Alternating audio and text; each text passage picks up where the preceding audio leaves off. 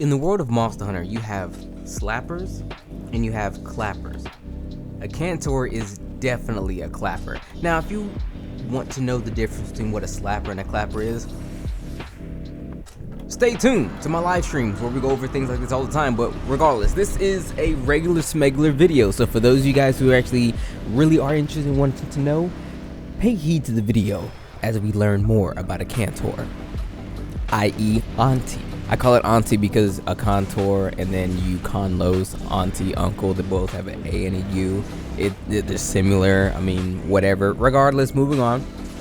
Akantor is actually not an elder dragon. Even though it's very big, very massive, sits in a place that's essentially all its own, akin to that of like Alatron and Fatalis, Crimson Fatalis, if I'm not mistaken, and feel they're really tough, hard to actually fight monsters. But Akantor is no elder dragon. Honestly, it actually shares a lot of similarities with that of the Tigrex. It's essentially part of that family. Like if you went down the evolutionary path, you would find Tigrex and it have a common ancestor. But with that being said, moving over, Akantor is susceptible to thunder and dragon. And truth be told, I'd rather come here with dragon. It just seems to work a little bit better. But one thing you have to really notice, it doesn't necessarily matter if you have the elemental weakness of this monster. This monster is a beast, and I don't say that lightly because it's just a weird way for people to say this monster is really cool. Thing is, yes, Akantor is cool, but Akantor hits very hard. One of its main things is that it will just run you over, like literally just run you down. Like there's times where I'll be doing an attack and I hope to actually counter the attack or whatever, but because of where I'm positioned on his body, because it's so large and it just does this charge attack, I get crossed up and I have to pay for it, and it's a huge bummer. And honestly, so if you're not really nice with guarding, or you have let's say like Valor or maybe even Depth, you're probably gonna run into a couple issues where you're just dying from what seems like nothing because it hits so hard no matter what it actually hits you with. But essentially all you really have to do is kind of stay very granular to the monster. I think that's the word, where you don't try to mix yourself within the body. You stay on its outside, either in front of its face, behind, completely right behind it, or off to either side. Now, what you need to understand is a lot of his hitboxes are very unfair, so I personally recommend staying towards the back legs, especially if you can get a knockdown. The head region is essentially just for those who like to use, hammer and charge blade and the like, but the breath, the beam, it has a wind tunnel is what I like to call it, a dragon elemental type wind tunnel. If you get hit with it, it hurts a lot, and the hitbox to it is actually a lot more interesting than what it's supposed to be. If you saw me cart just then, it's because I walked a little too close to his head. The entire head is not the entire, but the majority of his face is a hitbox when he does that attack. So I wasn't even in the wind tunnel itself. I walked up to his face and got bodied. So be careful when it comes to that. He likes to throw it around, especially when he gets angry, but it's not a huge deal because he doesn't actually arc it out towards anyone. He just kind of does it in the arc path in front of itself, like directly in front of itself, aiming straight down. So if you're at a certain angle, either too far from his body or too close to his body, not too, but if you're at a relatively decent distance away from his body and a lot closer to its body, you'll be free from that L. That L being that hell of a freaking attack. But he does this attack in a couple other ways. Every now and then, he will dig on the ground and race to the far end of the area, and then he'll come up. Usually whenever he digs and comes up, he always has his back facing the hunter. 9 times out of 10, this always seems to be the case. But whenever he does this one, he'll go all the way across the map, come up facing you, and then immediately go into the wind tunnel attack. Sometimes he'll do just a straight beam, other times he'll do a wiping beam. So be very cautious when it comes to him coming through when he does that. Now, a great deterrent a great deterrent you could use to stop him from doing such is to throw a flash bomb. Throw a flash bomb, he'll be incapacitated and won't actually get the breath out, saving yourself and your teammates because, again, like I said, probably a one-hitter quitter. I don't know how much health I had when I got hit with it, but essentially it can do that much damage to you, especially if you're just like a squishy little gunner. You're probably gonna die with one shot. Okay, so with all that out the way and all being said, let's actually move on. Let's talk about Akantor's gear. Akantor has some incredible gear. Back in Generations, Akantor gear was probably the most sought after gear, bar none, because the game only went to high rank and the meta was pretty much set in stone. And the meta was high attack, raw weapons, and Akantor has that. And the best thing about Akantor, it has the highest attack with its raw weapons, and with the introduction of this new skill called Bludgeoner, which this armor set gives. We're gonna get to that in a minute. It makes its already pretty good weapons on paper even better, allowing you to have even more attack than you normally would have if your if your sharpness on your weapon was relatively low. And the sweet spot was green sharpness, and Akantor only has green sharpness, so you know.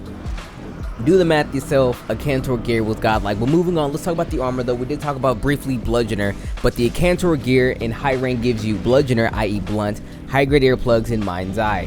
Those 3 skills, no negative skills, no slots, but very, very great. Now, its R variant gives all the same skills. Granted, it only gives regular earplugs, but the main thing to take away from this R variant is that its head alone gives you 8 points into Mind's Eye with the slot. So what I essentially did was I'd ran it and then put a slot in there for like earplugs, or maybe another slot for Mind's Eye. But the whole point to take away from these R and even later on the XR weapons is that they're essentially made simply for you to mix. So if you are trying to make a set with Mind's Eye on it, 99.9% of the time someone is probably going to have a Akantor R helm, because it gives the most for little to nothing.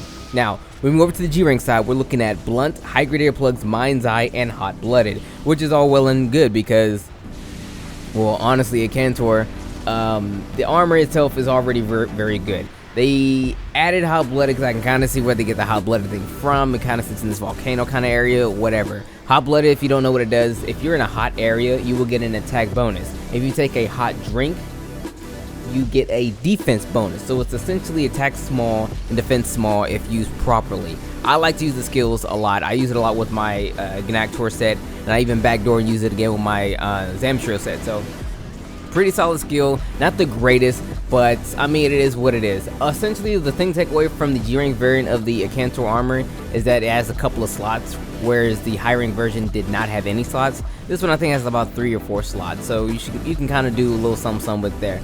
But as things progress later on during the game, blunt doesn't necessarily work out to be that good anymore, because you get higher sharpnesses. Like eventually you get white and even purple sharpness, and the multipliers of combined. Wow, I can't talk. But the multipliers combined with the number of attack that you probably will have on a weapon being roughly around about 320-ish or whatever, it tends to work in the sharpness's favor, as opposed to just getting more raw damage with what Bludgeoner would give you.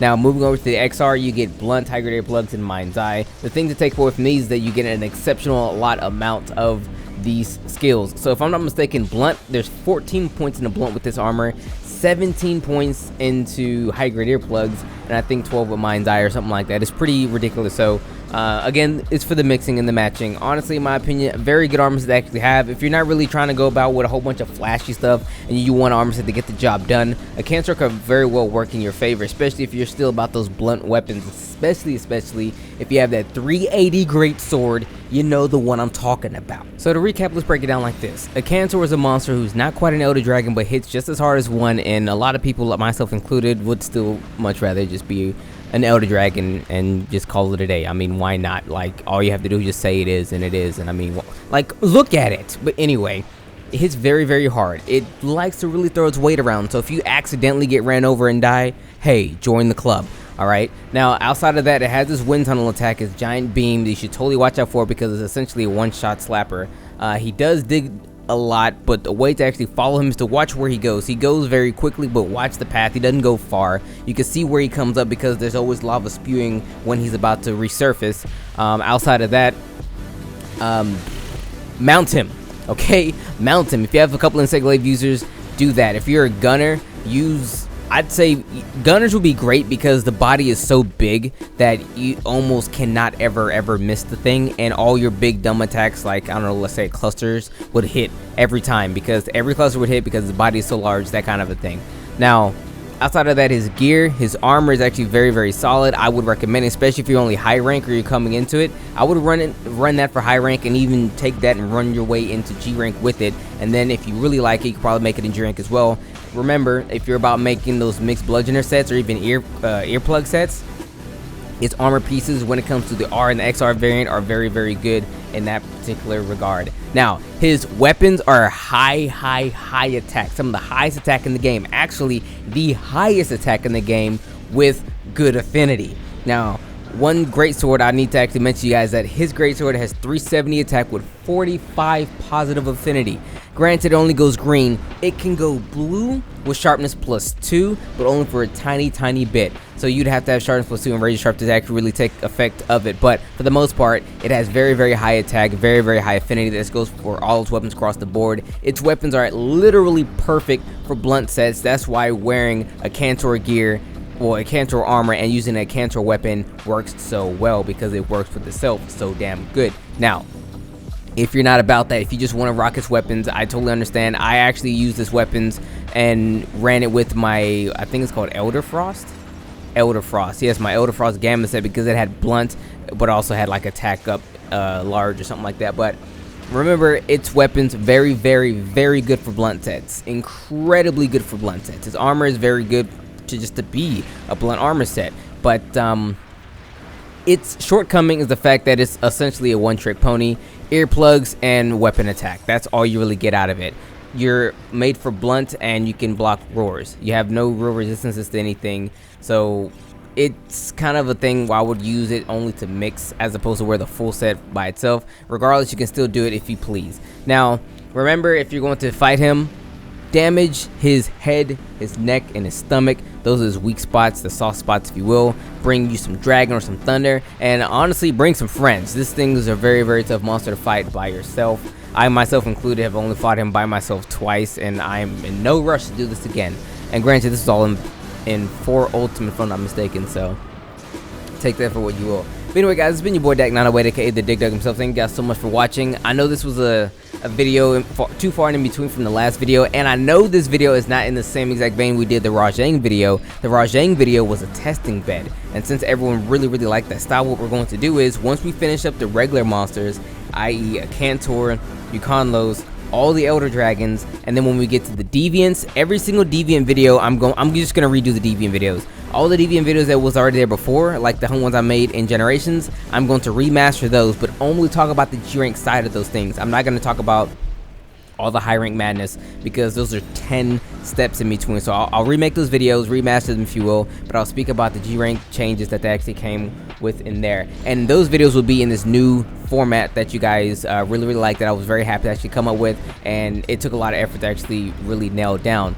The reason why I'm doing these videos in the old school format is because they're a lot quicker and we got a whole lot more monsters to do, and I'm gonna try and get at least one video out to you guys every single day until we get these things knocked out. I can do this because it only takes about an hour and a half to actually do this, and I can spare an hour and a half as opposed to 4 hours for recording, 4 more hours for like scripting, and then like another day and a half to actually get the script proper, and then like another day and a half to get all the editing done. Like making those other videos take a lot of time and effort, so that's why this one isn't super fly like that. Also, yes, I know the Iceborne trailer was released and I did a reaction video to it. This video is coming after that video, and the trailer's volume was much louder than my own speaking volume. That's because, well, I was streaming and I never readjusted my audio settings, so that's that. But regardless, I will be doing a breakdown video to that trailer, so it'll be in a more proper format. But with that being said, it's been your boy for real this time. I'm out of here. It's been nice talking to you all. I will see you all soon with Uconlos, who will be debuting on this channel tomorrow.